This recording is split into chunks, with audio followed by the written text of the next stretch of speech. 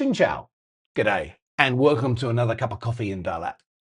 Okay, I had a little bit of a moment last night at dinner, or just before dinner, in fact, before my wife and I went out to dinner. She asked me, "Are you hungry?" And I said, "Yeah, a little, yeah." I'd had lunch that day, so I wasn't particularly uh, uh, hungry, but yeah, I could have done with something. And I asked her, "Are you hungry?" And she said, "No." Okay. No, I'm hungry, honey, but you should have asked me. You should have known that, I was hungry. Well, hang on a second. I asked you and you said no. Yeah, but no means yes. And it's just like, so yes, exactly. Exactly. So my, trained Western radar just went alert, not just one little red flag, but we had the whole Mayday parade of red flags just going off. And so, I was explaining to my wife that in the West, if, no means no. We've been educated on that for decades. No means no. And she was saying, "Oh no, no, no! Here, no means yes with women, not when." And so I brought up, the whole abuse thing, and she said, "Oh no, no, no means no there, but no means yes everywhere else." So like if you ask me, am I happy? I'll say no, but in fact, yes, I'm very happy. Do I, am I hungry? No, but yes, yes, I am. And then, and then she brought up but, um, but honey, do you feel happy at the moment? And she said, yes. Oh, no, no, no, no. It was, are you upset at the moment? She said, no. Which she then, reminded me that if she says no to the "Are you happy? Or are you unhappy?" question, is something wrong question, her no means, "Oh, I am so unhappy with you. You," but she's not going to say that. So I have to mind read and go, okay, she said no, but that means yes. So and it's just like, so all the Western, alarm bells in my head went off. Um, and it just reminded me that, there was a time before we were told by lots of very strong-willed women that and correctly and rightly so, we were told that, consent is everything, and that no means no. But there was a time before that when you could play with language rather than take it at face value, rather than be very literal, and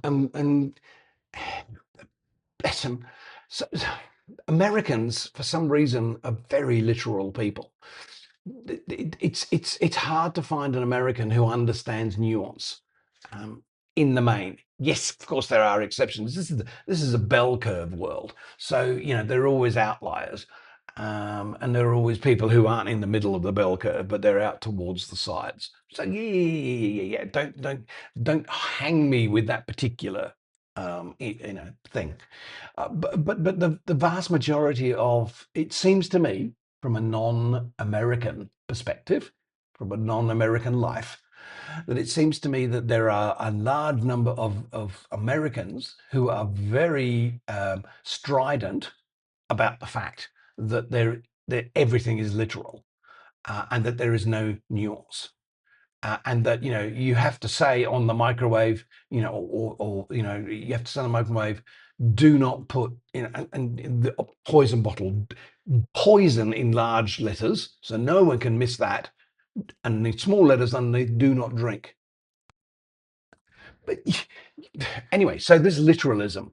So I go back to an era where I remember we were able to play with words. We enjoyed playing with words. We enjoyed the nuance, the subtlety, the wit, the contradictions, the inherent wisdom, all that verbal play, all that verbal word play. Wonderful. And that's been drummed out of this society. I don't see people playing with words anymore, not in general conversation. And so for my wife to say, well, here in Vietnam, if a woman says no, it could well be yes. And you've got to, use your brain and read the room and figure out if they mean no or if they mean not no, or they mean no, not right now. But, in half an hour, I could be hungry. I don't know. So I'm just throwing this hand grenade out there to say that in some parts of the world, Mr. or Mrs. West, in some parts of the world, no does not necessarily mean no. And I kind of miss those days when everything wasn't locked down. When you could play, when you could experiment, when you could find nuance and find joy and find intellectual discovery in the gray areas, in the areas where you weren't being told exactly what things were and how they were to be. And so I'll leave that one with you. That's a hand grenade for this morning. Okay.